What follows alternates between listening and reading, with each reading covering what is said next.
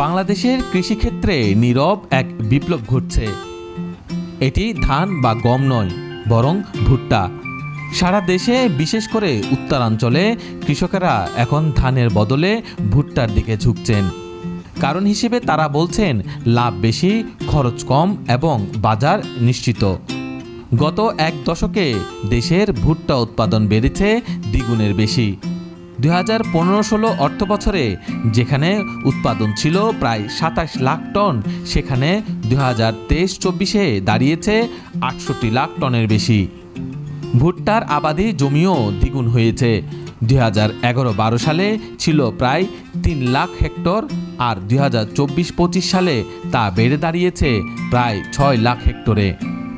ভুট্টা এখন দেশের 80,000 কোটি টাকার ফিড শিল্পের প্রধান উপাদান। প্রায় 300টি ফিড মিলে এর ব্যবহার হয়। ফিড ইন্ডাস্ট্রি অ্যাসোসিয়েশনের তথ্য অনুযায়ী ফিড কারখানাগুলো 70% ভুট্টা কৃষকের কাছ থেকেই কিনছে। জাতীয় রাজস্ব বোর্ডের তথ্য বলছে 2020-21 সালে ভুট্টা আমদানি ছিল 21 লাখ টন। 2023-24 অর্থবছরে তা কমে দাঁড়ায় মাত্র 4.5 লাখ টনে। তবে চলতি বছরে কিছু ঘাটতির কারণে তা আবার বেড়ে 14 লাখ টন ছুঁয়েছে। কৃষক রশিদুল ইসলাম জানান, প্রতি বিঘা জমিতে পেয়েছেন 65 থেকে 75 মণ ফলন। বিক্রি করেছেন 870 টাকা দরে, যা থেকে বিঘা প্রতি আয় হয়েছে প্রায় 60 থেকে 65 হাজার টাকা।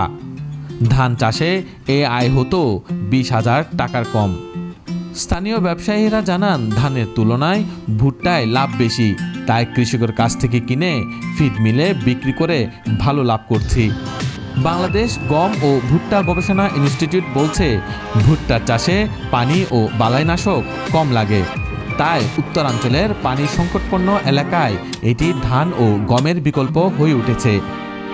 কৃষকরা এখন ভুট্টা চাষকে লাভজনক ব্যবসা হিসেবে নিচ্ছেন। ভুট্টা এখন কেবল খাদ্যশস্য নয়, এটি দেশের কৃষি, শিল্প ও উদ্যোক্তার জন্য এক নতুন দিগন্তের নাম।